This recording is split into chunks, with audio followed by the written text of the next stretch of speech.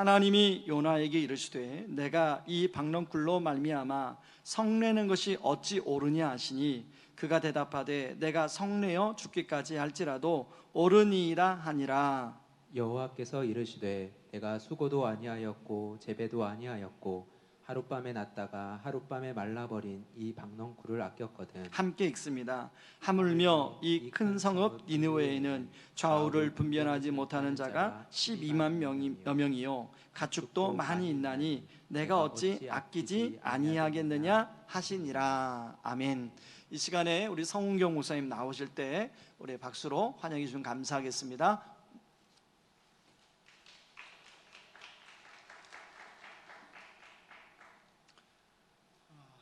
여러분 만나게 돼서 반갑습니다. 진짜 만났습니다. 이 자리에 몇 분 예배 인도하시는 분들 계셔서 만났습니다. 아마 이분들이 의왕우리교회 성도님들 일당 100명 담당하고 계시는 줄 압니다. 반갑습니다. 우리 개혁교회의 모범 교회로 우리 목사님들께는 의왕우리교회가 아주 좋은 인상을 주고 있습니다. 그런 교회에 와서 또 6월달 특별한 날들이 있는 이 한 달 함께 예배하면서 하나님께서 우리에게 주신 그 뜻을 다시 한번 상고하고 이 시대를 살아가는 이 땅의 국민으로서 백성으로서 하나님의 백성으로서 어떻게 살아가야 할지 함께 상고하고 저와 여러분 모두가 도전받고 또 다시 결심하는 그런 날이 되기를 바랍니다. 우리 개혁교회라고 하고 개혁이라고 하면 하나님의 말씀을 따라서 그것을 잘 상고해보고 거기에 비추어 보아서 우리가 무엇인가 잘못되어지고 어긋난 것이 있다면 고치고 바로잡는 것이 되겠습니다. 인류 역사 속에서 이 개혁을 이룬 것이 때로는 어떤 한 사람이 아주 훌륭한 한 사람이 나타나서 그 사람을 통해서 여러 개혁 작업이 일어나기도 합니다. 그러나 때로는 오늘 우리가 접하고 있는 것처럼 정말 예기치 못한 사건에 의하여 또 계획되지 않은 그런 계기를 통해서 개혁이 일어나기도 합니다.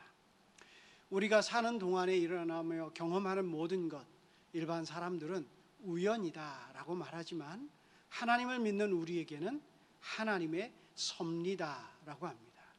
따라서 우리가 경험하는 것, 우리가 예기치 못했던 닥치는 모든 사건은 하나님의 놀라운 뜻과 섭리가 있음을 기억해야 하겠습니다.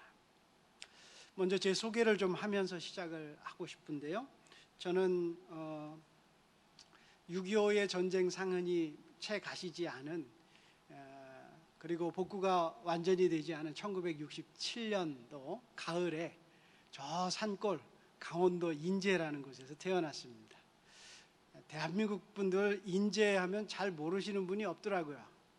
왜냐하면 인제 가면 언제 오나 뭐 이런 얘기들 잘하면서 들으셨을 텐데 반응들이 별로 없은 거 보니까 아마 이 의왕우리교회는 세대가 좀 젊으신 것 같습니다. 옛날 분들이면 조금이라도 웃어주셨을 텐데 그러면서 그때 태어나서 전쟁의 상처로 모든 것이 폐허가 되고 이제는 좀 잘 살아보자 라고 하는 그 꿈 하나를 위해서 우리 부모님들이 열심히 사셨습니다. 그리고 또 하나 이 전쟁의 상처가 얼마나 컸는지 다시는 이 아픔을 겪고 싶지 않다 때문에 했던 여러 가지 교육들이 있었습니다. 여전히 간간히 뉴스 속에서는 간첩이 잡혔다는 얘기를 들으면서 자랐고 또 6월이나 8월이 되면 포스터 그리기, 웅변대회, 글짓기 대회 이런 것도 했고요. 또 여기 왼쪽에다가 리본을 달고 다녔습니다. 한 달 내내. 그 리본에는 또 이렇게 써 있습니다. 멸공통일, 승공통일 이렇게 적혀 있었습니다. 그것뿐만이 아닙니다. 현수막을 크게 써붙이고 피켓도 만들고 모든 학생들이 다 줄줄이 이어서 학교에서 행사 한번 하고 마을 한 바퀴 삥 도는 시가행진도 했습니다. 그러면서 때려잡자 공산당, 무찌르자 북괴군 이런 구호를 외쳤습니다. 고등학교 시절에는 교련이라는 학과 과목이 있었습니다. 우리 체육활동하는 거 비슷하지만 기초군사훈련을 했습니다. 나무로 생겨진 목총을 들고 총검술도 배웠습니다. 우리 여성분들은 다치면 치료하는 방법을 배우기도 했습니다. 이러한 여러 가지 방법을 통해서 국민들에게, 백성들에게 정신적 교육을 하고 그 마음속 깊숙이 공산주의라고 하는 것, 그리고 딱 집어서 북한이라고 하는 대상에 대해서 적대적인 마음을 깊이 심어주었습니다. 그것은 공격하기 위함이라기보다는 6.25 전쟁을 겪으면서 우리 자신을 보호하기 위한 수단으로서 그렇게 진행이 되었던 것으로 이해합니다. 대학에 들어가서조차도 2년 동안 학기 중에 홍군 방학에 몇 주 동안 군사훈련을 하는 것이 80년대 중반까지도 이어졌습니다. 어떤 분들은 이것을 군사 정부의 무엇이라고 얘기하는데 저는 그렇게 보이지는 않습니다. 우리나라가 생존하려고 살아보려고 수고하고 애쓰고 그 아픈 상처로 인하여 다시는 그 아픔을 겪고 싶지 않은 마음이 있었기 때문이라고 생각합니다.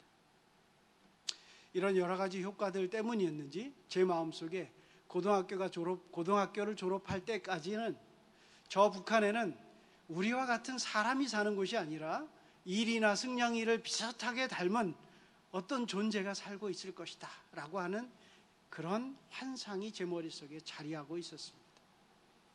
그런데 어느 날 남북 정상이 만나기도 하고 또 국제대회에 가면 스포츠 경기를 하는 사람들 인터뷰를 하는 모습을 보면 그들의 이야기를 들어보면 내가 알던 모습과는 다른 모습을 발견하곤 합니다.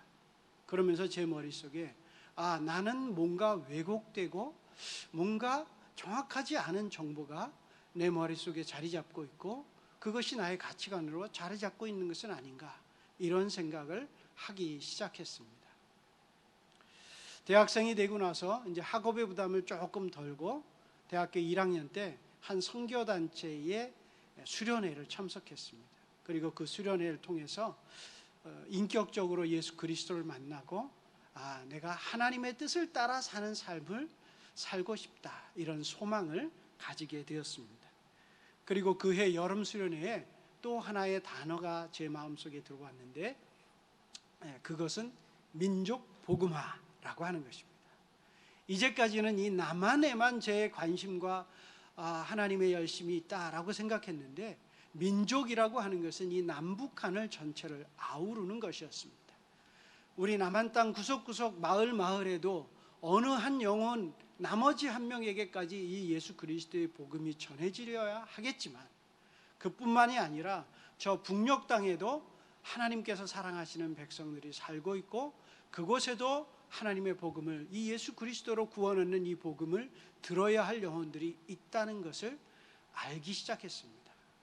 그렇게 대학 생활을 하면서 하나님께서 내가 전공하고 있는 전자공학이라고 하는 과목을 통해서 혹은 나의 삶을 통해서 어떻게 내가 살아가는 동안에 민족을 위해서 또 나의 인생이 정말 의미 있는 삶을 살 것인가 고민하고 기도했습니다.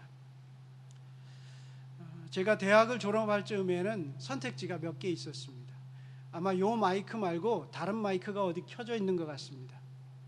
이 소리가 하울링 소리인가요? 아니면 팬이 돌아가는 소리인가요? 네. 제가 음향을 하는 사람이라서 조금 그랬습니다. 다른 마이크가 켜 있는 것 같은 느낌인데요. 아까 성경을 읽은 마이크나 어디 구석에 마이크가 하나 온 데 있는 것 같습니다. 제가 조금 더 마이크 가까이 쓰겠습니다.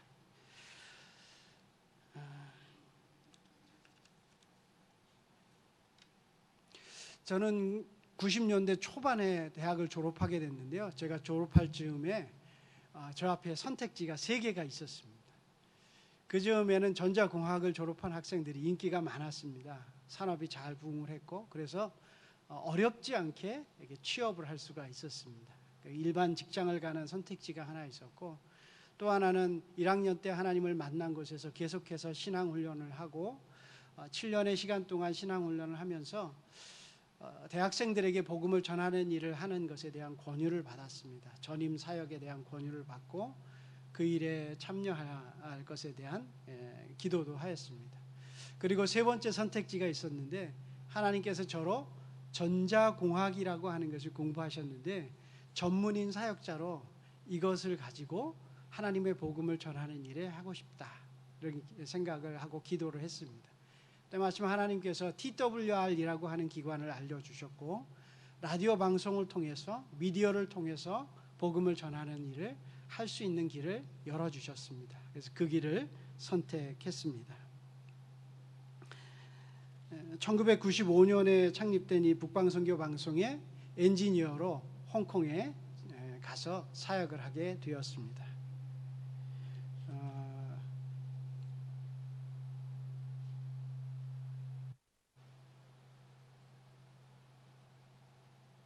방송실에 누가 들어갈 수 있나요? 어떨까요? 이걸 조치를 좀 하고 하면 좋겠습니다. 거기서 컨트롤 하시나요? 네, 제 모니터를 줄여주시고, 네, 제 모니터를 제가 안 들어도 괜찮으니까요. 제 모니터 줄여주시고, 네, 네, 훨씬 낫습니다. 네, 네, 감사합니다.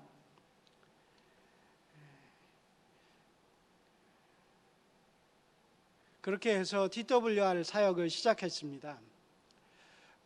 중국에서 북한 사역을 하게 되고 한국어 방송을 시작하면서 약 13개월 동안 그것에 사역을 하다가 95년도에 한국의 TWR 북방선교 방송이 창립하게 됐고 저는 이제 엔지니어로 합류하게 됐습니다. 기억하시겠지만 90년대 95년 즈음에 대량 탈북이 막 시작될 때였습니다. 분단 이후에 한국의 기독교가 통일을 위해서 막 기도하고 이렇게 했는데 한 50여 년의 시간이 지나면서 거의 그 열기가 식어졌을 때쯤에 하나님께서 우리에게 탈북민들을 보내주셨습니다. 많은 교회가 관심을 갖고 북한 선교에 다시 열심을 내고 기도하는 일을 시작했던 때입니다. 마침 하나님께서 유럽의 한 후원자를 저희들에게 붙여주셨고 매일 30분 동안 북한으로 방송을 보낼 수 있는 송출비를 부담하게 하셨습니다. 26년 동안 북한 사역을 하면서 참 많은 나눌 이야기들이 있는데 오늘은 그 이야기는 좀 생략을 하고요. 할 수 있으면 다른 기회에 다른 만남들이 있기를 바랍니다. 이제 좀 구체적으로 저희가 무슨 사역을 하고 있는지 소개를 좀 해드리려고 합니다. 영상 PPT를 좀 띄워주시겠습니까? 보면서 하겠습니다. 이름에 잘 나와 있는 것처럼 저희는 방송으로 선교하는 것인데 그것이 북한의 방송으로 선교하는 것입니다. 라디오 방송입니다. 저희 기관의 사역 이름을 시작하면서 북한만을 대상으로 했지 않았기 때문에 이름에 북방이라고 했습니다. 그런데 이렇게 초대를 받아서 가면 거의 대부분 북한 선교 방송이라고 소개를 해주십니다. 아마 이쯤 되면 저희가 기관 이름을 바꿔야 되지 않을까 싶은 생각을 한번 해봅니다. 그것도 나쁘지 않은 것 같습니다. 우리가 라디오 방송으로 북한을 선교한다 그러면 여러분 머릿속에 한 기관이 떠오르시죠? 그렇습니다. 극동방송입니다. 참 신실하게 지금도 열심히 잘 사역하고 계십니다. 몇 가지 면에서 극동방송과 북방선교 방송이 다른데요. 그 다른 차이점 하나는 전파를 사용하는 방식에 좀 다릅니다. 극동방송은 중파방송, 최근 들어서는 FM 방송이고요. 저희는 단파방송이라고 합니다. 다음 슬라이드 한번 보여주십시오. 여러분 단파방송 매우 생소하시죠? 네, 생소한 이유가 있습니다. 왜냐하면 우리나라에서는 보편적으로 사용되지 않는 전파, 주파수 대역이기 때문에 그렇습니다. 또 하나 이유가 있는데요. 우리 어르신들, 저 50대 이상 되신 분들은 다 기억하실 겁니다. 우리가 방공교육 받을 때에 하나의 또 이렇게 좋은 배움이 있었는데 간첩 색출 방법 이런 거 있었습니다. 기억하십니까? 그 중에 하나가 뭐냐면 저처럼 이렇게 양복을 잘 차려입은 사람이 이른 아침 새벽에 산에서 내려온다. 바지가랑이에 이슬과 흙이 묻어있다. 의심해보라. 이런 거죠. 또 하나 그런 거 있습니다. 당신에게 낯선 사람이 다가와서 요즘 버스비가 얼마입니까? 쌀값은 얼마나 합니까? 정부에서 잘합니까? 혹시 무슨 불만사항이 없습니까? 이렇게 물어본다. 이거는 간첩일 가능성이 많다. 이렇게 합니다. 그리고 또 하나가 있는데 늦은 밤 이불을 뒤집어 쓰고 라디오를 들으며 무언가를 받아 적고 있다. 예, 간첩일 가능성이 있습니다. 북한에서 라디오 방송으로 지령을 내보내는 걸 받아 적고 그 지령을 따라서 수행을 한다. 무슨 드라마에 나오는 얘기 같지만 실제로 그런 사건들이 있었던 때가 있습니다. 그때 사용했던 방송이 단파 방송입니다. 북한에서 송출을 하면서 남한의 서울뿐만 아니라 대전, 대구, 저 부산에서도 방송을 들을 수 있는 것. 이것이 단파 방송입니다. 이런 이유 때문에 우리 한국 분들에게는 단파 방송이 매우 생소할 것입니다. 여러분 혹시 차를 타고 가다가 서울에서 부산까지 이렇게 가다 보면 대전쯤 못 미쳐서 방송이 흐릿흐릿해지고 잡음도 들리고 안 되죠. 그러면 어떻게 해야 됩니까? 주파수를 바꿔줘야죠. 이것이 중파 방송, FM 방송의 특징입니다. 가청 범위가 매우 좁다는 겁니다. 물론 FM 방송은 맑고 선명합니다. 그래서 음악을 듣기에 아주 좋습니다. 이런 반면에 단파 방송은 하늘의 전리층을 이용해서 그림에서 보신 것처럼 송출소에서 중계소에다가 중계를 하지 않고 하늘에다 대고 전파를 쏩니다. 그러면 하늘에 전리층이라는 것이 있는데 여기에서 반사가 일어납니다. 중파는 여기에다 대고 쏘면 흡수가 돼버리고 FM이나 위성방송은 여기다 대고 쏘면 뚫고 지나가 버립니다. 이 단파 주파수 대역의 방송은 여기에서 반사가 일어나고 다시 수표면 지표면에서 반사가 일어나고 이런 형식으로 지구 반대편에까지 중계소 없이도 전달할 수가 있습니다. 그래서 아주 먼 거리에 방송을 보내거나 넓은 지역에 한 번에 하나의 주파수로 방송을 전하고 싶을 때 단파 방송을 사용합니다. 하나님이 우리에게 주신 참 귀한 선물입니다. 다음 슬라이드 한번 보시겠습니까? 이렇게 해서 전달된 주파수, 저희 방송은 괌에서 송출을 하는데요. 3번의 바운스를 하고 땅으로 떨어지는 모습을 그림으로 표현한 것입니다. 빨간 색깔이 가장 신호가 세지만 좀 더 넓은 지역을 위해서 노란 색깔이 가청 범위에 해당합니다. 물론 저기 초록색으로 해당하는 데까지가 모두 방송을 들을 수 있는 지역입니다. 남북한 전체, 중국, 동북 삼성, 일본 남부, 러시아 동부까지가 가청권 내에 들어옵니다. 이러한 이유 때문에 많은 곳에서 단파 방송을 사용합니다. 국제 방송들에서 단파 방송을 사용합니다. 저희 방송은 매일 밤에 10시 15분부터 2시간 동안 북한으로 복음 방송을 전하고 있습니다. 이거는 기술적인 문제인데요. 이 방송을 들으려면 라디오가 꼭 있어야 됩니다. 다음 슬라이드 보시겠습니다. 그런데 북한에서는 이 라디오를 생산하거나 판매하지 않습니다. 반드시 외부에서 들여 보내주어야만 합니다. 저희 사역 중에 하나가 바로 이 라디오를 보내는 일입니다. 지금까지 약 한 이렇게까지밖에는 말씀을 못 드리는데요. 수만 대가 들어갔습니다. 저희뿐만 아니라 약 16개 지금 현재 북한으로 한국어 방송, 조선어 방송을 하는 곳이 약 16군데 정도가 되는데요. 모두 북한으로 방송을 보내는 곳들은 라디오 보내는 일을 함께 하고 있습니다. 우리가 생각하는 것 이상으로 북한 안에서 많은 사람들이 라디오 방송을 듣고 있습니다. 안타까운 것은 우리가 경험하는 이 코로나19가 전 세계를 휩쓸면서 거의 모든 나라의 국경이 폐쇄됐습니다. 북한은 자발적으로 아주 이른 시기에 국경을 폐쇄해버렸습니다. 때문에 아직까지 올해는 한 대의 라디오도 보내지 못했습니다. 어서 속히 이 일이 제기되기를 바랍니다. 지금까지 이제 저희가 하는 사역이 무엇인지 그리고 저희가 사용하는 도구가 무엇인지 보았는데요. 이것은 도구이고요. 이 도구에다가 무엇을 담을 것인가가 더 중요합니다. 이제 보실 것은 그 내용입니다. 한번 보여주십시오. 그것을 다루기 전에 먼저 말씀드리고 싶은 것이 있는데요. 이건 보시는 도표를 보면 왼쪽 수평으로 되어 있는 것은 얼마나 어떤 한 대상이 기독교에 대하여 호감적인가 적대적인가를 표현합니다. 수직적 수치는 기독교 신앙에 대하여 얼마나 알고 있는가에 대한 지식입니다. 그래서 저 수평선을 지나가는 지점이 회심하는 지점을 나타냅니다. 이것은 거의 모든 복음을 전해야 되는 모든 대상들을 분석해 보니까 출발점이 좌하단 쪽이네요. 기독교에 대해 적대적이며 지식이 없는 상태에서 출발하는데 예수 그리스도를 믿고 구원 얻고 하나님의 신실한 자녀가 되는 데까지 그 가는 인생 경로를 살펴보니까 직선으로 되어 있는 형태로 움직이지 않더라는 겁니다.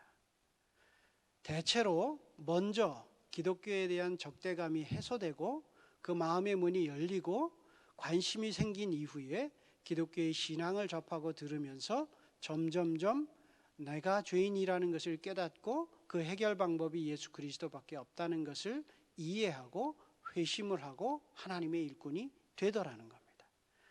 자, 북한은 어디에 해당됩니까? 명확하게 좌측 하단에 해당합니다. 보통 라디오 방송으로 북한 선교합니다 그러면 설교, 성경 공부 이것이 다라고 생각하는데 그렇지 않습니다. 각 단계별로 사람들의 이해, 그 상태에 따라서 적절한 프로그램이 필요합니다. 다음 슬라이드 보여주시겠습니까? 예, 이것이 이제 아이고 글씨가 너무 작네요. 예, 그래서 이것이 저희 현재 라디오 방송 편성표인데요. 2020년 3월 29일 날 개편했습니다. 모든 방송사는 1년에 2번 봄 개편, 가을 개편을 합니다. 그래서 이거는 10월 24일까지의 개편입니다. 저 색깔로 표시된 것이 각각 그 종류가 다른 프로그램 이름이 아니라 프로그램의 성격이 다른 성격의 프로그램을 나타내고 있습니다. 물론 매일 성경을 읽어드리는 프로그램도 있고요. 방송 신학이라고 하는 그래서 지하교회 지도자들 그루터기 성도들의 지도자들을 양육하는 프로그램도 있습니다. 뭐 다 설명드릴 수는 없지만 3개 프로그램을 소개해드리려고 합니다. 첫 번째가 주일날 저 보라색으로 되어 있는 신령과 진정으로라는 프로그램입니다. 저희 사역을 시작하면서부터 지금까지 유지하고 있는 프로그램인데요. 무엇인가 하니 바로 우리가 지금 함께하고 있는 주일 예배입니다. 여러분 지난주까지만 해도 여기서 모여서 예배를 드리셨는데 또 2주 동안 가정에서 인터넷으로 이렇게 예배를 드릴 수밖에 없죠. 오고 싶지 않으십니까? 우리 귀한 성도들을 만나고 싶지 않습니까?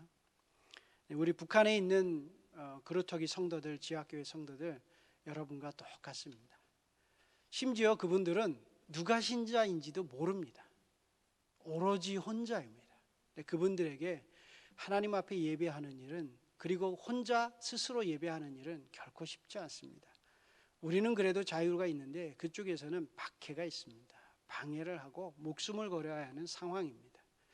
어떻게 하면 이 방송을 듣는 지하교회 성도들, 그루터기 성도들이 우리와 같은 하나의 공동체로 여기고 또 그 안에서 하나님이 주시는 위로, 격려를 받고 이 신앙을 잘 유지해 갈 수 있을까? 그 일을 돕는 일입니다. 그래서 이 프로그램에는 설교자가 한 분, 사회자가 한 분 고정돼 있고 그리고 기도자가 한 분 고정돼 있습니다. 그래서 그분들이 계속해서 이 예배를 진행해 가고 계시고 설교를 진행하시는 분 자격이 필요합니다. 적어도 7년 동안 탈북민 사역을 하거나 북한 사역에 참여하셨던 분이어야 합니다. 말씀을 듣고 그곳의 성도들이 어떤 상황이고 형편인지를 잘 이해할 뿐만 아니라 그것에 마음을 가지신 분이어야 합니다. 때로 이것에 요청을 드리면 오늘 제가 주일 예배 그리고 제가 생각해도 혹은 성도들에게 참 유익했던 그런 설교가 있는데 그거 사용하시죠. 죄송하지만 받지 않습니다. 몇 가지 이유가 있는데요. 말이 너무 빠릅니다. 한국 사람들은 천천히 얘기하면 지루하게 느낄 정도이지만 방송으로 북한에 있는 사람들에게 할 때는 훨씬 더 천천히 말해야 합니다. 또 다른 이유가 있는데 외래어를 너무 많이 사용합니다. 특히 영어. 북한 사람들 못 알아듣습니다. 세 번째 이유도 있는데요. 그분들의 설교, 그 설교가 아무리 잘 하셨을지라도 그 대상이 다릅니다. 적용점이 다르고 그리고 심지어는 북녘에 계신 동포 여러분, 성도 여러분 이 한마디가 방송을 듣는 자들에게 큰 위로가 됩니다. 그래서 반드시 원고를 준비하셔야 되고 저희 스튜디오에 오셔서 녹음하셔야 되고 녹음하는 중에 부지불식 중에 나오는 외래어를 걸러내야 되고 자꾸 말이 빨라지는 이 습관을 바로 잡아서 교정해서 방송에 적합한 프로그램을 만들어야 하기 때문입니다. 두 번째로 소개해드리고 싶은 부분이 있는데요. 그것은 프로그램상에 제일 월요일부터 금요일까지 있는 저 주황색입니다. 함께해요 이 밤이라는 것입니다. 저희가 이 프로그램은 최근에 추가했습니다. 이 프로그램의 제작비, 송출비는 전부 유럽에 있는 기독교인들이 후원해 준 것입니다. 왜 이 프로그램을 시작했는가 하면 그 전까지는 저희가 지하교회 그루터기 성도들을 집중적으로 대상으로 삼고 복음을 전하는 일을 했습니다. 그런데 변화가 생겼습니다. 탈북민들이 많아지고 외부의 소식이 들어갈 경로가 더 많아지면서 북한의 주민들이 생각이 깨나기 시작했습니다. 라디오를 가지고 들을 수 있는 가능성이 높아졌고 거기서 들려오는 내용이 옛날에는 다 거짓말이라고 사기친다고 생각했지만 이제는 그럴 수도 있겠다라고 하는 데까지 생각이 미치게 됐습니다. 그래서 이들에게 복음을 전하기 전에 먼저 이들 가슴속에 깊이 있는 인민의 가장 큰 저 미제의 종교 기독교에 대한 오해를 풀어줘야 되겠다라고 하는 것에서 프로그램을 만들었는데 이 중에 2개의 꼭지가 있습니다. 하나는 이런 겁니다. 북한의 마을에 예배당이 남한보다 훨씬 더 많았습니다. 그 예배당이 지금 흔적도 없이 사라졌는데요. 그 주소지는 있습니다. 그리고 그 예배당이 있던 자리에 들어서 있는 건물들이 있습니다. 그래서 여러분 살고 계신 곳에 이런 마을에 이런 건물들이 있죠. 그 자리에 예배당이 있었습니다. 그리고 그 예배당에 출석하시던 분들이 인민의 피를 빨아먹은 게 아니라 인민들을 위해서 얼마나 헌신하고 봉사했는지를 알려주는 것입니다. 2번째로는 남북한이 하니 공감하고 논쟁할 거리가 아닌 공감할 수 있는 거리가 있는데 그것은 역사 중에 독립의 역사입니다. 일본의 압제로부터 어떻게 우리나라가 독립하기 위하여 헌신했는가라고 하는 것인데요. 그 헌신자들 가운데 감사하게도 기독교인들이 참 많습니다. 그러나 북한에서는 오로지 김일성 일가밖에는 해방운동을 한 것이 없다로 배웁니다. 아주 일반적인 역사조차도 배우지 않습니다. 그래서 이 역사 가운데 민족의 독립을 위해서 헌신하신 인물들의 이야기를 그것도 할 수 있다면 좀 북녘에 친근한 분들을 소개하고 그분들이 기독교 신앙을 가지고 있었다라고 하는 것을 소개하면서 기독교가 나라와 민족, 인민들을 위해서 어떠한 선한 일을 했는가를 소개하면서 마음을 여는 그러한 프로그램을 진행하고 있습니다. 이와 함께 마지막으로 소개해드리고 싶은 것은 똑같이 월요일부터 금요일까지 매 15분 전해지는 빛으로 생명으로라고 하는 것입니다. 이 내용은 간증으로 또 변증으로 하나님의 말씀으로 당신은 죄인입니다. 우리는 하나님과 교제하며 사귀며 살도록 창조되었습니다. 이 죄 때문에 하나님과의 관계가 끊어져 버렸습니다. 사람의 어떤 방법으로는 구원 얻을 길이 없습니다. 오직 예수 그리스도로만 그 이름으로만 구원 얻을 수 있습니다. 이 복음의 핵심을 날마다 들려주는 것입니다. 반복적으로 들려주는 것입니다. 어느 순간 하나님께서 마음에 감동을 주실 때에 회심하게 하기 위한 복음 전도 프로그램들입니다. 이렇게 사역에 대한 말씀을 드렸는데요. 마지막으로 이제 한 말씀을 더 드리고 말씀을 마치려고 합니다.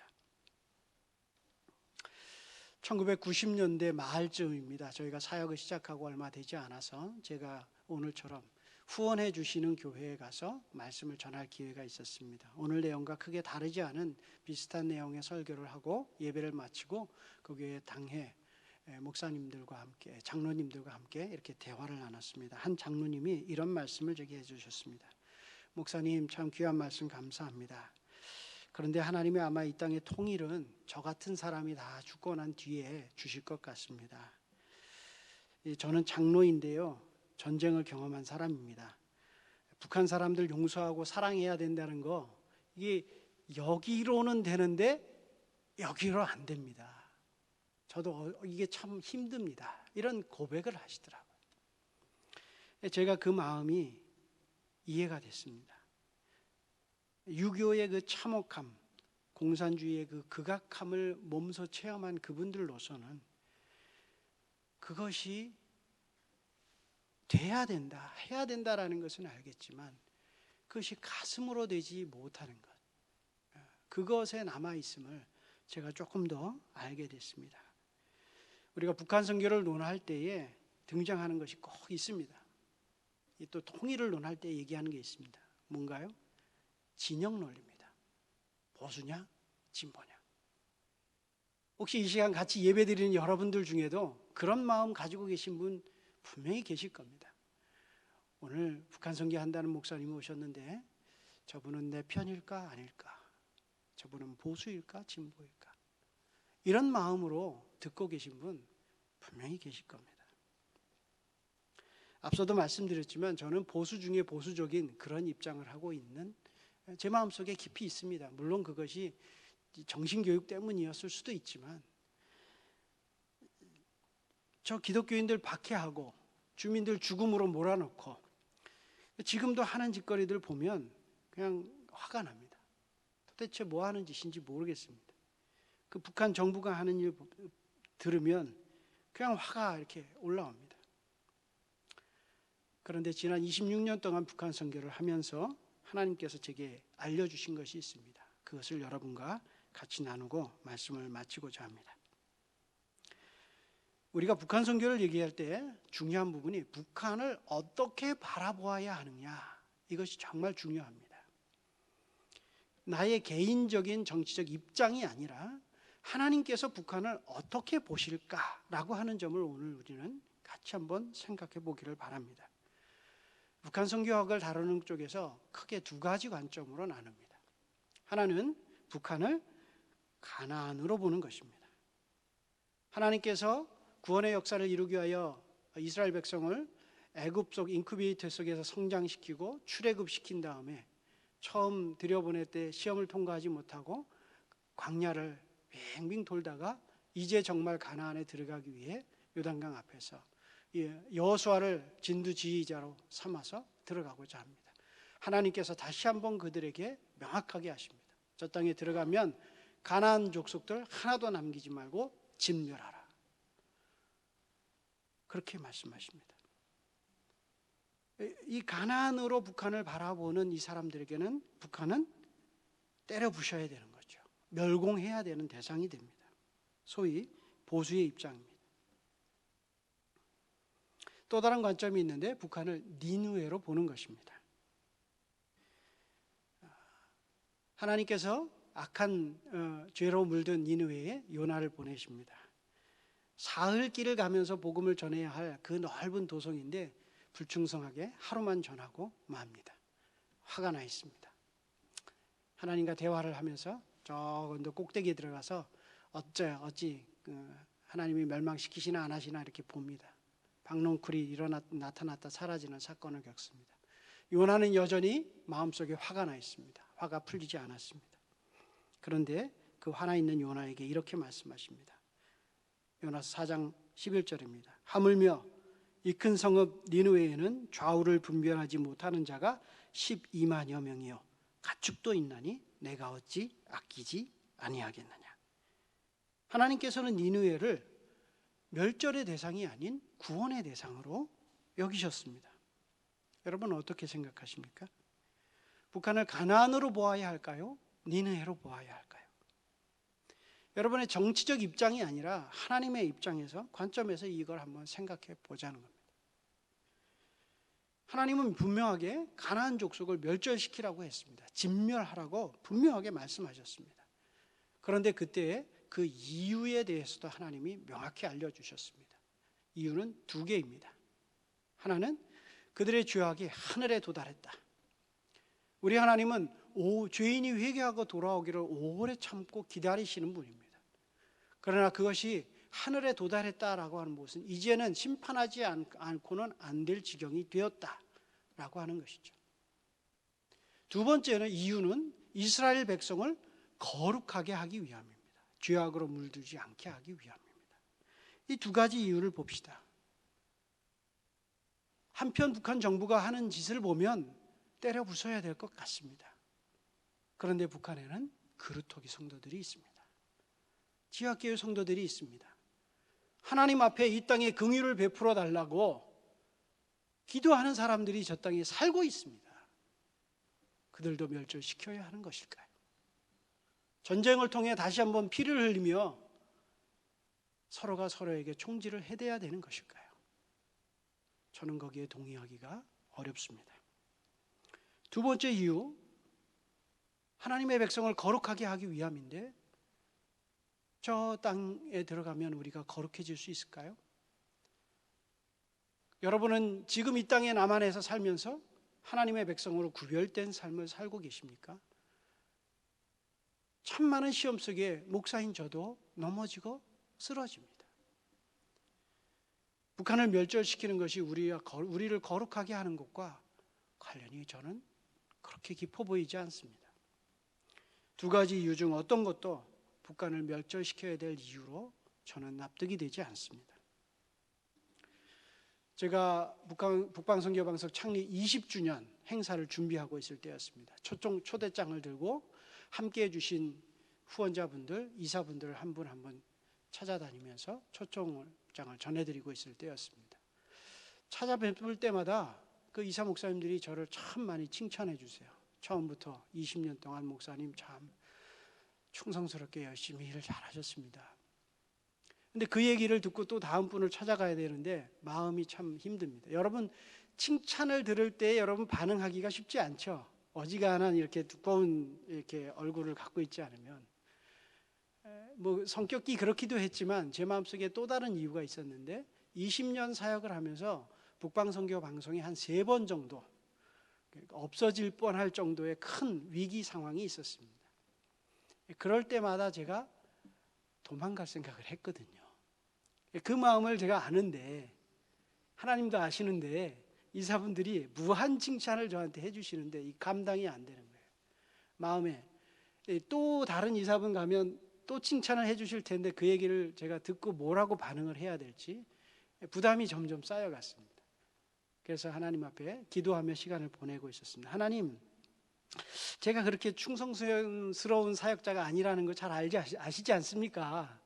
그런데 왜 도대체 저로 하여금 이런 얘기를 계속 듣게 하십니까? 물론 그분들은 어쩌면 저에게 그냥 격려하고 위로하는 차원의 말일 수도 있지만 제겐 그렇게 들리지가 않았습니다. 그렇게 기도를 하는 중에 하나님께서 제 마음에 이런 말씀 대답을 해주셨습니다. 그래, 훈경아, 내가 잘 알지. 그런데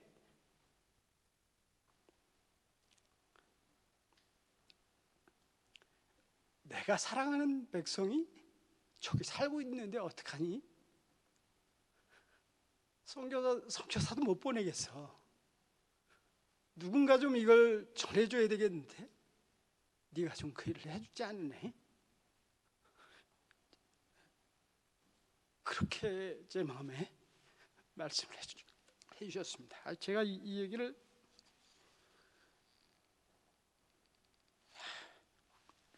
제가 아직도 이게 프로가 못 돼가지고요. 그래서 이제 그 다음에 이사분들 찾아가서 또 얘기하시면 솔직히 말씀드리고 대답할 말이 생겼습니다. 저는 좀 그렇게 목사님 말씀하시는 것만큼 충성스러운 일꾼은 아닌데요. 하나님이 일 기뻐하시는 것 같고 또 맡기신 일인 것 같습니다. 허락해 주시는 대로 일을 계속 하겠습니다. 이렇게 이제 말씀을 드리고 행사를 했습니다. 하나님께서 왜 이 땅을 이 75년이라는 긴 세월 동안 이 분단의 상태로 남겨두고 계실까요?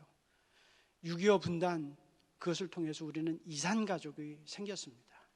정말 큰 아픔입니다. 그리고 대량 탈북 사태가 일어난 때 저는 그 사건을 제2차 이산가족이라고 말합니다.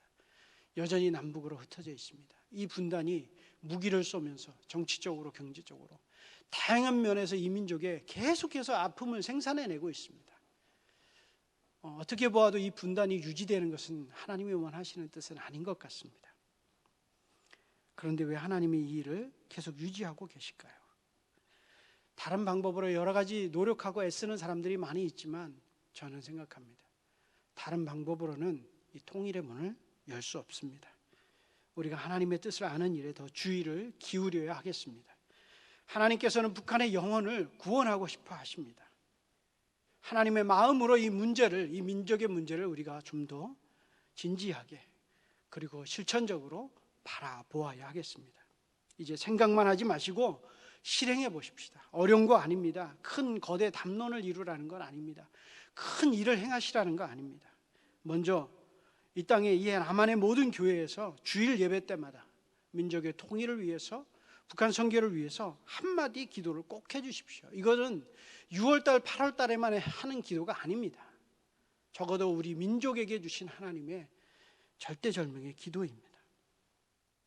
그리고 구체적으로 시간을 정해서 정기적으로 기도하는 모임이 의왕 우리 교회 성도들 가운데 나타나기를 바랍니다. 절대로 담임 목사님이 기도 모임 만들지 마십시오. 그 목사님 힘 빠지면 그냥 없어집니다. 오늘 계기로 해서 하나님께서 그동안에 여러분 가운데 분명히 하나님 북한을 위해서 또 통일을 위해서 기도하도록 심겨주신 씨앗들이 있으리라 믿습니다. 이번을 계기로 해서 한번 이야기를 나누고 적은 인원이지만 우리가 모여서 한번 기도하기를 시작하자. 정기로 모여서 기도하자. 이런 모임이 생겨날 수 있다면 좋겠습니다. 두 번째로 북한 선교를 수행하는 기관과 연결되십시오. 꼭 북방선교 방송 아니어도 좋습니다. 여러 단체들이 있습니다. 다양한 사역을 하는 곳이 있습니다. 탈북민들이 있습니다. 그들을 돕는 사람들이 있습니다. 5천 원 정도 후원하십시오. 그리고 그거에서 오는 매달 기도 제목 받아보십시오. 그렇게 연결되시기를 바랍니다. 세 번째로 우리 주변에 와 있는 탈북민들이 있습니다. 여러분이 교회가 있는 이 의왕 지역에도 많은 탈북민들이 있습니다. 이분들의 친구가 되어 주십시오. 탈북민 예배 이렇게 만들지 마시고요. 그냥 우리 성도님들 예배. 여러분 고향 강원도고 저같이 경기도고 충청도고 전라도고 제주도고 그렇지 않습니까? 그렇다고 여러분들 제주도민 그렇게 얘기 안 하잖아요. 저 사람들 고향이 그냥 북한에 있는 한 마을인 우리와 같은 하나님의 백성들입니다. 돌보아 주시고 한 교회의 성도로 삼아 주시기를 바랍니다. 그리고 북방선교 방송을 위해서 기도해 주실 기회가 있다면 세 가지를 기도해 주십시오. 매일 밤 북한으로 전해지는 방송이 맑고 선명하게 전파되게 해 주십시오. 방송을 듣는 성도들을 안전하게 지켜주십시오. 방송을 통해서 하나님의 일꾼들이 자라나게 해주십시오. 그리고 마지막으로 북방선교 방송이 북한 주민에게 복음을 전하는 도구로 선하게 사용되게 해주십시오. 이렇게 기도해 주시면 감사하겠습니다. 기도합시다. 하나님 감사합니다. 이 시대를 살면서 하나님의 백성으로 살고자 우리가 소원하고 기도하였는데 그 한 가지 방법을 오늘 함께 상고하였습니다. 저 북녘에 있는 영혼들을 향한 하나님의 마음을 배우기 원합니다. 하나님의 뜻을 가로막고 있는 악한 사단의 세력들을 멸하여 주시고 이 땅에 분단과 아픔을 생산하는 이 75년 된 분단의 역사를 하나님 끝내주시고 회복시켜 주시기를 원하고 기도합니다. 예수님의 이름으로 기도하였습니다. 네, 목사님 말씀 감사합니다. 이 시간에 목사님 말씀 듣고 우리 같이 찬양하고 또 기도하는 시간을 갖길 원합니다. 하나님 아버지의 마음이라는 찬양입니다. 같이 찬양하겠습니다. 아버지 당신의 마음이 있는 곳에 나의 마음이 있기를 원해요. 있기를 원해요. 아버지 당신의 마음이 있는 눈물이 고인 곳에 나의 눈물이 고이길 원해요. 아버지 당신이 바라보는 영혼에게 나의 두 눈이 향하길 원해요.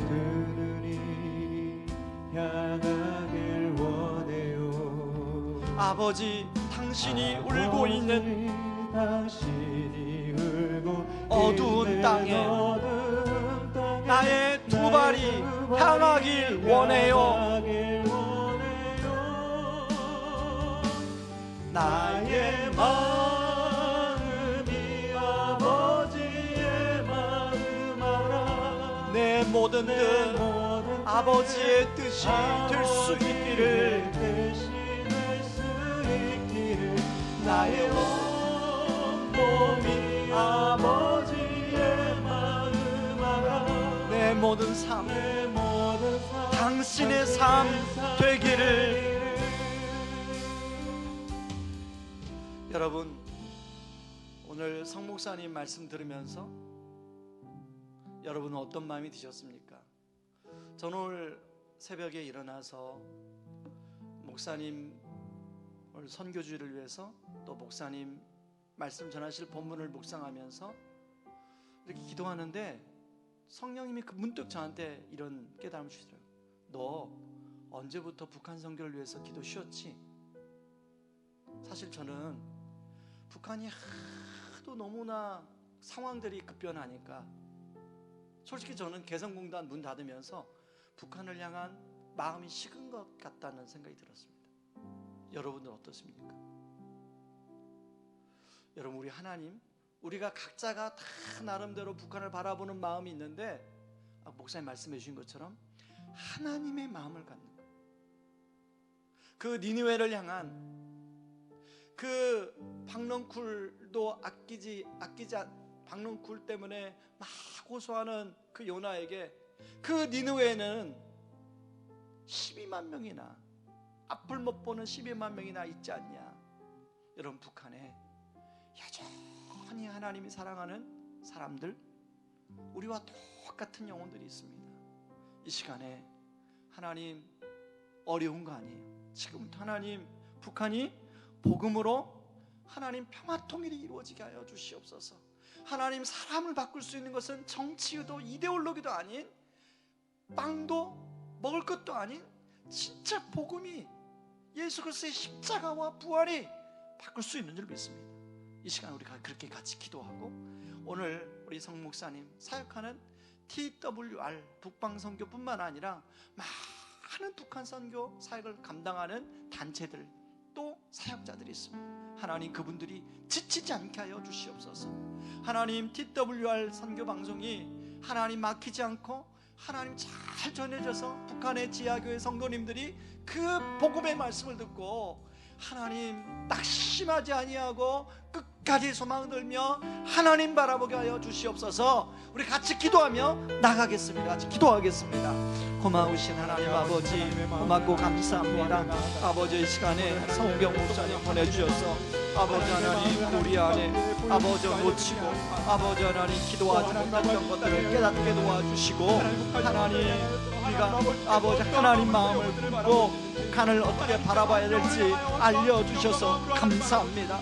아버지, 우리 여전히 코로나로 힘들지만 아버지 하나님, 북한에 아버지 여전히 우리보다 더 힘들고 어려운 하나님이 사랑하는 영혼들이 있다는 것, 아버지 오늘 말씀을 통해서 다시 들었습니다. 하나님 아버지, 우리가 그 하나님의 마음을 품고 아버지 하나님 복음으로 아버지 북녘 땅에 있는 아버지 수많은 영혼들, 아버지 하나님 또한 탈북하여 아버지 갈 곳이 없는 아버지 수많은 사람들, 아버지 그 영혼들을 향한 하나님의 마음을 품기를 원합니다. 하나님 아버지, 아버지 그들도 아버지 복음 듣고 주께로 돌아오게 도와주시고, 아버지 그 아버지를 주체사상으로 쩌든 그들의 사고가 깨어지게 도와주셔서 아버지 그들이 하나님 품으로 돌아오게 하여 주시옵소서. 그래서 아버지 그들도 돌아와 아버지 천국에서 천국잔치가 일어나기를 원하고 기도합니다. 우리 이 사역을 위하여 수고하는 TWR 북방선교 아버지 우리 성경 목사님을 중심으로 많은 사역자들이 있습니다. 아버지 그 정파가 북한에 잘 전달되어서 아버지 그들이 복음을 듣고 주께로 돌아오게 도와주시옵소서. 때로는 아버지 하나님 박는 가운데 어려움이 있습니다. 그러나 그 어려움 가운데도 주님 함께 하셔서 이 사역을 주님 오신 날까지